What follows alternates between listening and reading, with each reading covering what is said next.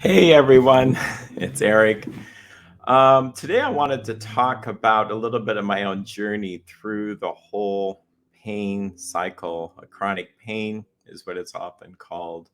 But to me, it's much more than that. It's um, a pain syndrome that really is pretty much in the brain.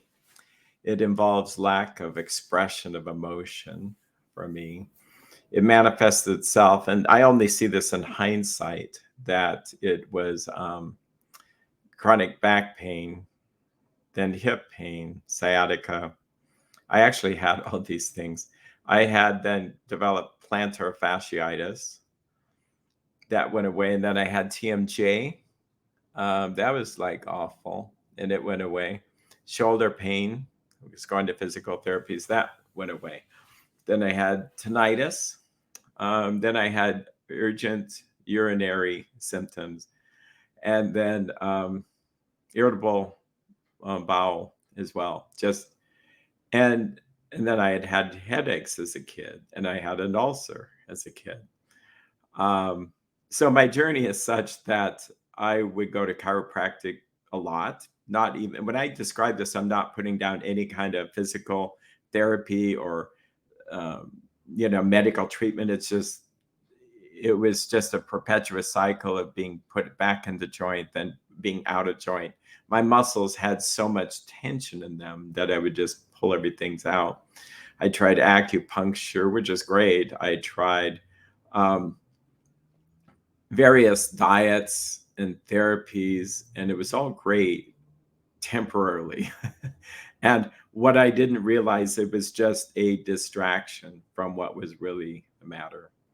And so I was on my way to New York, not really thinking too much about wanting to go, but I was helping my wife with her cancer. And I grabbed this book off the shelf, Paradoxical Relaxation. It was kind of a whim by David Wise. He had written a book called A Headache in the Pelvis. Nice book. They used something slightly different. But in doing that, all of a sudden, I had kind of almost a spiritual awakening. It's like, oh yeah, John Sarno. I remember him before I had back surgery 30 years ago, would it be? Um, it's called Healing Back Pain. John Sarno was the first to suggest that there could be a psychological emotional component. He was running classes in the 70s in New York and had 80% success rate. Here he was, a doctor who could do all these physical stuff, and people would just get better. There's a documentary called All the Rage, and John Stossel from 2020 is on there. He had 20 years of back pain, went away just by conversation with John Sarno. He did a little documentary. In fact, I think that's online. Howard Stern, the radio personality, same story. So he's like one of the biggest proponents of this type of therapy. So All the Rage is a good video.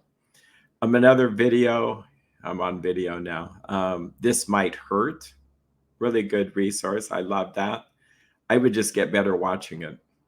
I helped kind of fund it, getting it started. And then, so back to my journey. So in reading this, then I started to go down to this website called Unlearn Your Pain. Here's a book called Unlearn Your Pain. Dr. Schubner, Howard Schubner. When I got training with him, I was practically crying seeing him in person. Like when you had years of pain and you just think, how am I going to get old? How am I going to live? Like, how is this going to work? And the pain was debilitating. It's not like when people say this is in your head. Oh, it's just, it's mild. No, in fact, it helped a lot to hear John Sarno say, actually, nothing physical could hurt as much as this. And all our anger, rage, fears, guilt, resentments sometimes get bottled up and pushed into our bodies. And the body is a coping mechanism. The person decides to repress it. So we aren't really that angry. We're not that really scared. We're pretty okay emotionally. And then, but physically, we're like a wreck. There's also an OCD component. That's brought out in a nice book by Dr. David Hanscom.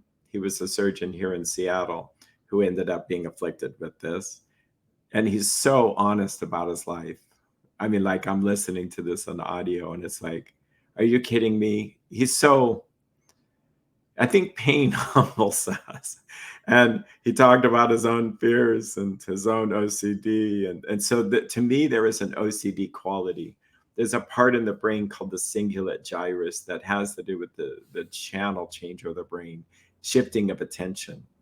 And pain and fear kind of go hand in hand. And when we get over focused on it, it's like we can't distract ourselves from it. Add in some not sleeping well, then it keeps you from being able to relax enough and to really process what you need to process to be able to get unstuck. And so we know that there's a sleep component. Why would it be that I'd wake up feeling like I'm getting out of a coffin? And all the unconscious stuff would be coming out at night. That's the deal. And so I'd be sleeping like this, gritting my teeth. I thought a TMJ experience. It was after getting dental work. It was stuck. I was stuck there, and it was a little crown put in. It's like for 2 months, he sent me to an oral surgeon. It's like, oh no, I just don't want this. The oral surgeon, bless his heart, said, oh, 80% of these go away by themselves. Like, ding, it went away. Like, are you kidding me? How did that happen? Same thing with shoulder. I had such debilitating pain, I couldn't move my shoulder. And again, it's kind of spurious. Like, what caused this? Like, how did I injure my shoulder? Was I sleeping on it wrong? See, when you're in pain and you have fear, you tend to get hyper focused. It could be anything. And I did sleep on one side as I had a CPAP I slept with. Went for 4 weeks of physical therapy, every kind of exercise. I couldn't bend it around or anything like that. It was just like agony. And he says, a lot of these we don't know what causes them and they go away. Ding, it goes away. Like, are you kidding me? I would have back pain or hip pain, and just walking was scary to me. I was so frightened. So it's a combination of kind of unraveling from childhood stuff seeping out, the pressures of life. And it was just, wow, a journey. I remember having fears of what if I spasm getting in and out of bed, off and in and out of an airplane. What if it happens? And notice the pattern. What if I'm stuck, in the bathtub or overhead compartment, for traveling on a plane? I'd still travel. Now it's totally different. Totally different. It's like I can't help but kind of have now, first of all, a lot of compassion for people that suffer this way because it's so challenging. And who gets afflicted with this?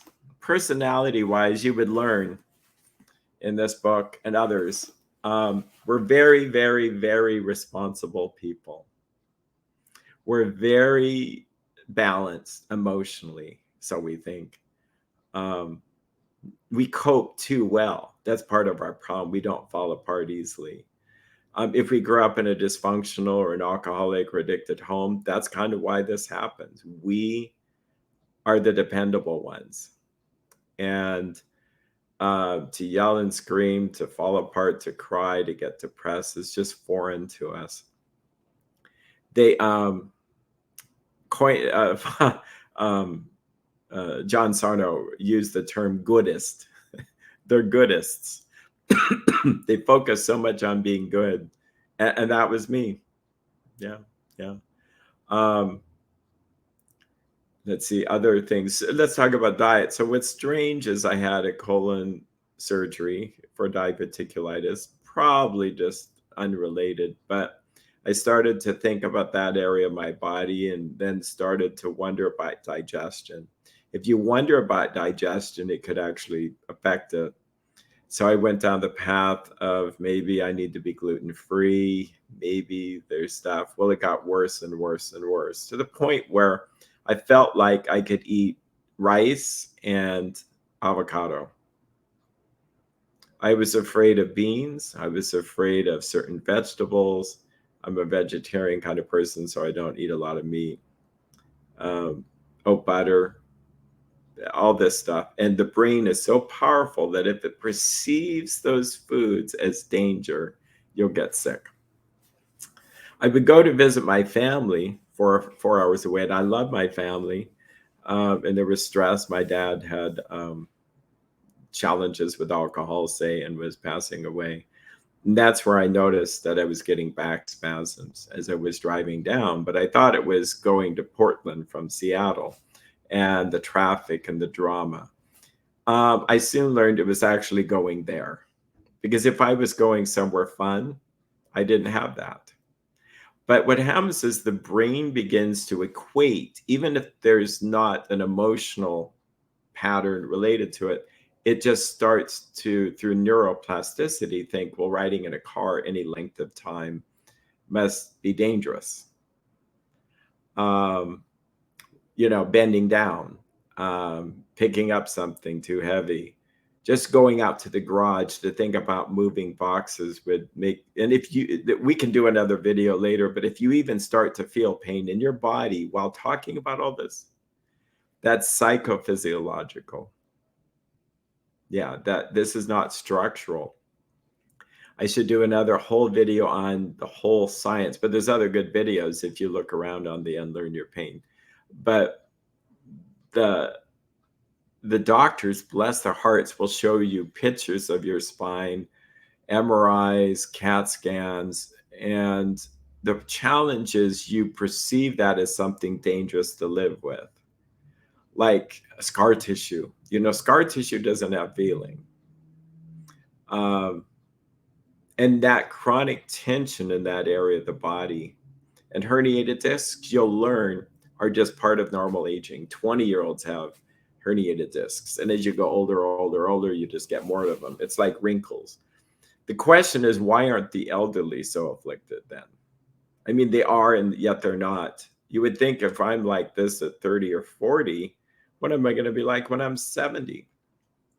Well, the reality is today, I have a different life. Like when I started to get better, it took a couple of years, and I would unlearn my pain. I learned how to talk to myself. I used a lot of internal family systems, IFS. You can look about that. To talk to myself saying, Erik, walking is fine. Walking is not going to harm you. It's okay. And to not catastrophize. And outcome independence, where I'll do what I need to do to live my life and to do the exercises like in books. This is a workbook, by the way. And leave the outcome to something other than myself rather than making the pain go away. That actually is counterproductive. Another great book I ran into is The Great Pain Deception. It's probably one of the later books I read by Steve Ozanich. Incredible book. I did admit, reading his story, I felt some pain just reading it. But it's like the whole thing is like underlined. And I think it almost won an award for the best health book. I actually read it once. I could probably read it again. But I traveled to like Scotland, taking a plane at night, and just thinking about a plane trip would spasm my back. Thinking, how am I going to sit there for 3 hours, 4 hours? Or what if I have to go to the bathroom? What am I going to do? I'm locked into that, seatbelt thing. Yeah, now I don't even think about it. I went to Scotland, 10-hour trip. I think. A little stopover. I mean, only quick stopover, 45 minutes to run from one little end of the airport in Reykjavik. And then got to Scotland, kind of adrenalized, kind of tired, but kind of excited to be there. Then hopped on a train for 3 hours. The trains over there are great, by the way. Really nice. You almost want to just try a train trip. They have carts that bring down little food and lots of space. It was it was fun. But bounce around there, get to a place called Oban, which then we spent the night. Now, was I sore and incapacitated? No, I was a little bit sore, but not like this. And tired? Yes, I was tired. But see, I was checking in with my feelings. I just have a different life.